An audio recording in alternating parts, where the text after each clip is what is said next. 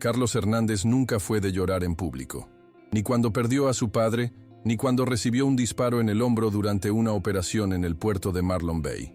Pero aquel día, sentado en el banquillo de los acusados, con las manos esposadas y el uniforme de gala arrugado, algo en su interior se desmoronó. Eran las 11:47 de la mañana cuando el juez golpeó el martillo, declarando su sentencia: 15 años de prisión por implicación en el tráfico de armas. El mundo de Carlos se quedó en 1915.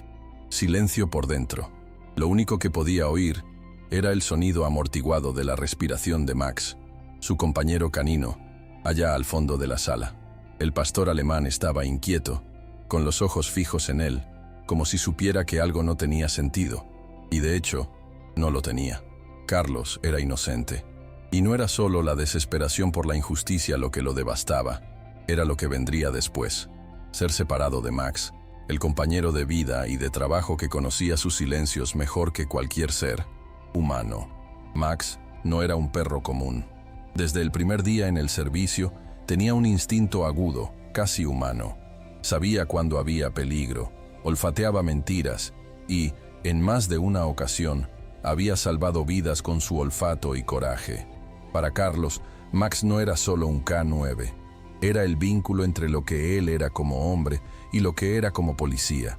Cuando el juez anunció la sentencia, Carlos solo hizo un pedido: ¿puedo despedirme de él? El juez dudó, pero lo autorizó con un asentimiento frío. El policía caminó esposado hasta el perro, se arrodilló y apoyó la frente en la cabeza de Max. «Cuídate, compañero, y perdóname por dejarte solo». Max emitió un gemido bajo, como si dijera que no aceptaba esa despedida. Los ojos del perro no titubeaban, y en ese momento, como si un pacto silencioso se hubiese sellado, Max decidió que aquello no terminaría allí. Su lealtad no le permitía que un inocente se pudriera tras las rejas. Aquella misma noche, Max se negó a comer por primera vez en años. Se quedó quieto en el umbral de la puerta de la central K9, con las orejas en alerta, como si esperara que Carlos apareciera en cualquier momento. Nadie se atrevía a acercarse demasiado. Era como si el perro hubiera asumido una vigilia solitaria. Pero había algo diferente en su comportamiento. Olfateaba los rincones de la comisaría con más frecuencia de lo normal. Y entonces, el tercer día después de la detención, cuando Isabella Thompson, excompañera de patrulla de Carlos, fue al canil para llevar un hueso que Carlos solía darle a su compañero, Max hizo algo extraño. Él gruñó suavemente, tiró de la solapa de la chaqueta de ella y comenzó a guiarla hasta el antiguo armario de Carlos. Allí, escondido bajo la madera de la falsa base, se encontraba un pendrive que Carlos juraba haber perdido meses atrás. Thompson, quien conocía cada gesto de Max, entendió que aquello no era casualidad. Dentro del pendrive había 3 archivos de vídeo, todos sin nombre. Cuando Isabella los abrió, sintió el estómago revuelto. Las imágenes mostraban al teniente Donovan en reuniones nocturnas con hombres de traje y rostros que ella solo veía en carteles políticos. Dinero pasando de mano en mano. Conversaciones sobre deshacerse de las pruebas. Todo grabado por una cámara oculta, probablemente instalada por Carlos cuando empezó a sospechar del entramado. La grabación estaba incompleta, pero era suficiente para levantar una sospecha grave. Thompson sabía que meterse en aquello significaba poner en riesgo su propia carrera, quizá incluso su vida. Pero también sabía que, si Carlos tenía razón, había algo mucho mayor detrás de su encarcelamiento. Y en ese momento, mirando a Max, que aún la observaba como diciendo «vamos», tomó su decisión. No lo iba a dejar solo en esto. Esa misma noche, Isabella no pudo dormir. Con el pendrive oculto en el fondo de una caja de herramientas en el maletero, estacionó el coche en una gasolinera que funcionaba las 24 horas. Compró un energético y se quedó observando a Max dormir en el asiento trasero. Por más que tratara de idear un plan lógico, todo parecía demasiado arriesgado. Pero había algo que ardía más que el miedo. El recuerdo del día en que Carlos salvó su vida, adentrándose en un callejón oscuro sin esperar refuerzos, solo para protegerla. Le debía eso a él. Al día siguiente, logró concertar un encuentro con un técnico informático que le debía favores a su hermano. Le pidió total discreción y extrajo todos los datos del pendrive. Las imágenes revelaban más de lo que ella imaginaba. Se mencionaba el nombre de Carlos en documentos que parecían falsificados, hojas de cálculo de donaciones políticas de dudosa procedencia e incluso fotos de reuniones en las que Carlos jamás había estado presente. Aquello era un teatro, y Carlos, el chivo expiatorio. Durante los días siguientes, Isabela comenzó a trazar un mapa de los nombres y rostros que aparecían en los vídeos. Creó un mural improvisado en la pared de su garaje, con hilos que conectaban rostros a lugares, fechas, contratos. Max la acompañaba todo el tiempo. Era como si él supiera que estaban lidiando con algo mucho mayor. Y lo estaban, porque en menos de una semana, Isabela se dio cuenta de que la estaban siguiendo. Un coche negro, con cristales tintados, se estacionaba cerca de su casa a horas aleatorias. Los mensajes en su celular empezaron a desaparecer antes incluso de ser leídos.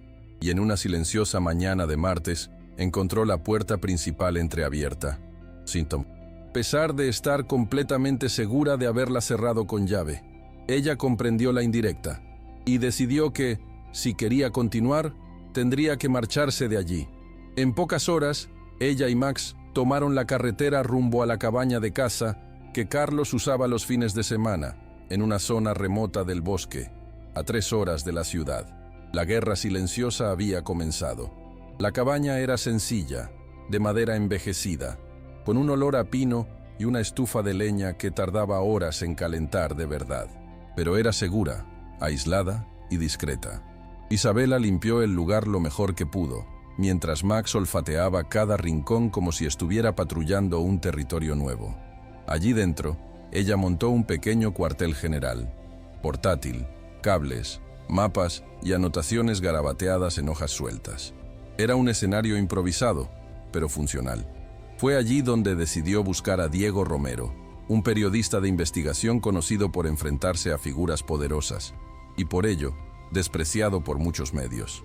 Se habían cruzado años atrás, cuando Isabela denunció un caso de abuso policial encubierto por la jefatura. Diego la recordaba. Si tienes algo candente, muéstramelo. Pero debes saber que, si me meto de lleno en esto, no habrá vuelta atrás. Isabela dudó un segundo, pero Max se acercó y colocó su cabeza en el regazo de ella, como si dijera, confía. Entonces, ella envió los vídeos. Horas después, Diego llamó desde un número desconocido. La voz estaba tensa, pero firme. Esto no es solo un montaje contra Carlos. Es una red, y está más sucia de lo que imaginaba.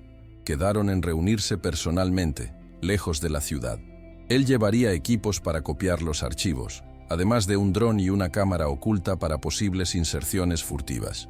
Isabela sabía que era un riesgo, pero también que ya no tenía otra opción. Durante los días siguientes, mientras esperaban el encuentro con Diego, ella y Max comenzaron a organizar todo lo que tenían. Fechas, transacciones financieras, horarios, falsos. Era un rompecabezas difícil, pero algunas piezas empezaban a encajar. El nombre de Donovan aparecía siempre en el centro, como un director de orquesta de sombras. Y mientras más profundizaban, más clara se volvía la participación de políticos y empresarios que supuestamente financiaban iniciativas comunitarias de la policía. Max, siempre atento, encontraba objetos enterrados en los alrededores de la cabaña, entre ellos una caja con fotos quemadas y parte de una credencial de la corregiduría. La conspiración no solo había sido planeada, estaba siendo protegida. El encuentro con Diego se llevó a cabo en un claro a orillas de un lago casi seco. Al atardecer, él llegó conduciendo un coche viejo, con la carrocería llena de rayones y la antena de la radio remendada con cinta aislante. Tenía un aspecto cansado, ojos hundidos, pero estaba decidido. Traje un portátil con cifrado pesado. Si nos invaden, todo se borra en segundos, advirtió mientras montaba el equipo sobre una gran roca. Max gruñó suavemente al sentir el olor de alguien que fumaba mucho y ocultaba el miedo tras la adrenalina. Isabela entregó los archivos y Diego pasó horas analizando cada ítem, abriendo carpetas y comparando rostros. Cuando vio el nombre de un diputado estatal entre los involucrados, maldijo fuerte. Esto puede derrumbar toda una elección. El ambiente se volvió más denso. Estaban lidiando con algo que podría ser eliminado, no solo digitalmente, sino físicamente. Diego sabía que, si cruzaba esa línea, no habría retorno. Y aún así, decidió continuar. En las 48 horas siguientes, Diego durmió apenas 3 horas, armó un dossier robusto con los datos recopilados y cruzó la información con otras denuncias antiguas que nunca contaron con pruebas contundentes. Ahora las tenían. Mientras tanto, Isabela mantenía la vigilancia del perímetro junto a Max, quien, aunque sin entrenamiento específico para patrullajes rurales, parecía haber desarrollado un instinto afinado para detectar amenazas. Y tenía razón. En la mañana del tercer día, Max empezó a ladrar hacia la ruta de acceso, con el pelaje erizado. Isabela corrió a su lado, y al mirar entre los árboles, vio un destello metálico desvanecerse detrás de un tronco. No tuvo dudas. Estaban siendo observados. Diego inmediatamente comenzó a transferir los archivos a una nube cifrada, mientras Isabela borraba rastros y recogía todo lo que pudiera comprometer su ubicación. En silencio, miró a Max y comprendió. El tiempo se estaba ahí, acabando. Y si querían concluir aquello con vida, debían actuar antes. Esa noche, nadie durmió. El aire estaba denso, húmedo, como si algo invisible merodeara por el bosque.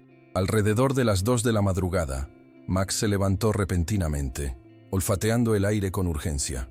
Un segundo después, la ventana trasera explotó con un estruendo seco y una ráfaga de luz recorrió el suelo de la cabaña. Isabela gritó para que Diego se agachara, mientras Max se abalanzaba hacia la puerta, ladrando con furia. Los escombros volaron y el techo tembló con los impactos. Hombres armados rodearon el lugar, pero ninguno pronunció palabra alguna. El silencio resultaba más amenazador que cualquier grito. Carlos, que había sido liberado provisionalmente luego de que Isabela presentara indicios al juez suplente, había llegado esa tarde y estaba con ellos. Y fue en el instante en que uno de los agresores intentó irrumpir por un lateral, apuntando directamente a Isabela, que Max se lanzó como un rayo, alcanzando al agresor antes de que se efectuara el disparo. Hubo un único sonido seco, el estruendo de un arma, y luego, el gemido que ninguno de los presentes estaba preparado para escuchar. Max cayó al suelo con el costado manchado de sangre. El agresor se retiró, herido, pero no derrotado. Carlos corrió hacia el perro, ignorando los disparos que retumbaban afuera. Tomó a Max en sus brazos como si cargara a un hijo. «Aguanta, compañero. Aguanta, por favor». Los ojos del animal estaban abiertos, pero pesados. Su respiración era corta, y cada movimiento de su pecho parecía un esfuerzo sobrehumano. Diego lanzó una distracción con el dron, que sobrevoló a los agresores con una sirena improvisada, obligándolos a retroceder por segundos valiosos. Isabela abrió paso por la puerta trasera, y juntos, los tres huyeron por la senda de piedras detrás de la cabaña. Carlos llevaba a Max contra su pecho, con el cuerpo temblando de dolor y agotamiento. El bosque parecía interminable. Cada rama un obstáculo, cada sombra una amenaza. Pero él no se detenía. No podía. Tú me salvaste de mucho más que balas, Max. Ahora es mi turno. Fueron casi 30 minutos de carrera por la mata, hasta alcanzar el camino de tierra donde el jeep de Diego estaba escondido. Carlos subió al vehículo con Max en el asiento trasero, presionando su camisa contra la herida. La sangre resbalaba entre sus dedos. «¡Anda, Diego, pisa fuerte!», gritó con voz ronca y desesperada. El periodista conducía como si su propia vida dependiera de ello. Y en el fondo, de hecho, dependía. El resplandor de la clínica veterinaria apareció en el horizonte como un faro en una tormenta nocturna.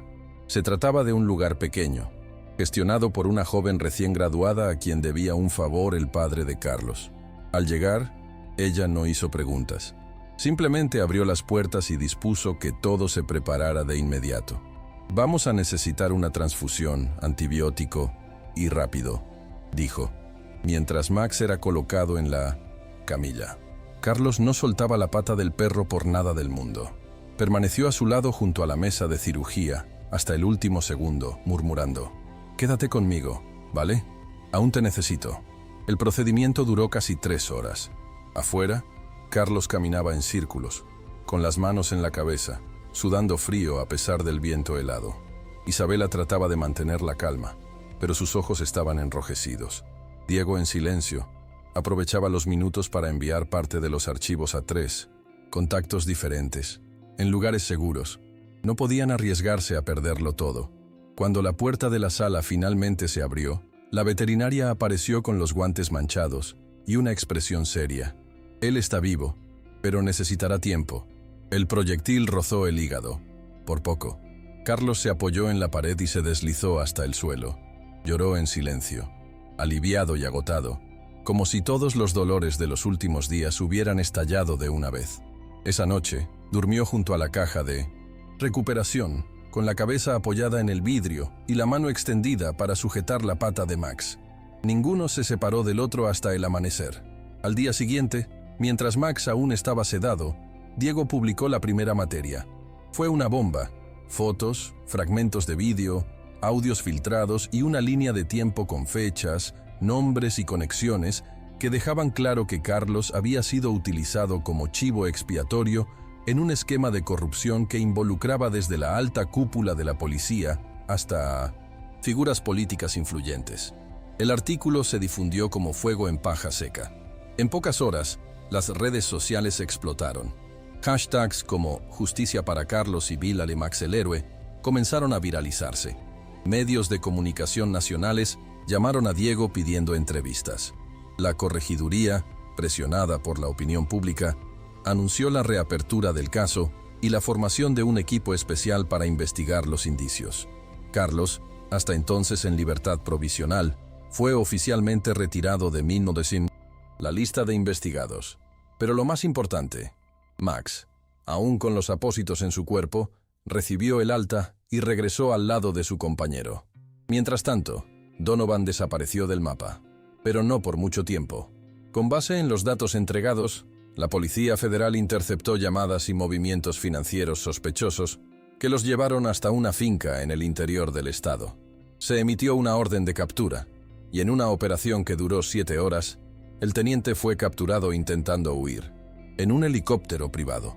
Cuando se anunció la noticia de su detención, Carlos estaba sentado en la veranda de la clínica con Max recostado a su lado, respirando mejor, pero aún con puntos en el abdomen.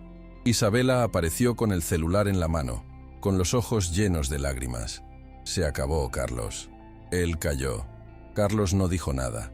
Solo acarició el cuello de Max con ternura y miró al cielo como quien agradece en silencio. Aquello no devolvería el tiempo perdido, ni sanaría las cicatrices, invisibles. Pero marcó el comienzo de algo nuevo. Un renacer limpio, sin uniformes manchados, sin órdenes oscuras. En los meses siguientes, Carlos fue oficialmente exonerado de todas las acusaciones. Recibió una carta pública de retractación del Ministerio de Justicia, y el jefe de la policía, quien afirmó haber estado en la oscuridad, renunció a su cargo. Pero más que los títulos blanqueados, fue la mirada de la gente en las calles lo que cambió. Donde antes había desconfianza, ahora había respeto. Niños se acercaban con dibujos de Max, dueños de perros pedían consejos, e incluso las escuelas invitaban a Carlos a dar charlas sobre ética y coraje. Por su parte, Isabela decidió abandonar la corporación. Declaró que ya no podía usar el uniforme sin recordar todo lo que había visto. Sin embargo, no se alejó de la justicia. Fundó, con la ayuda de Diego, una ONG dedicada a denuncias anónimas de abusos policiales y corrupción.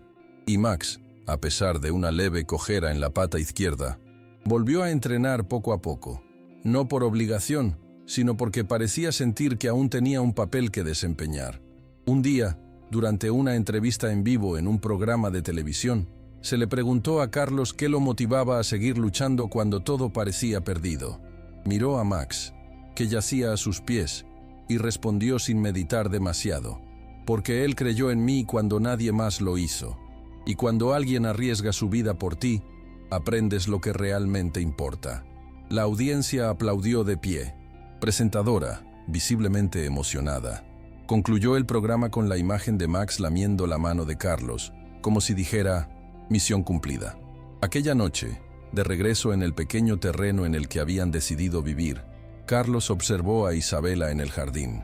riendo mientras Max intentaba atrapar una mariposa.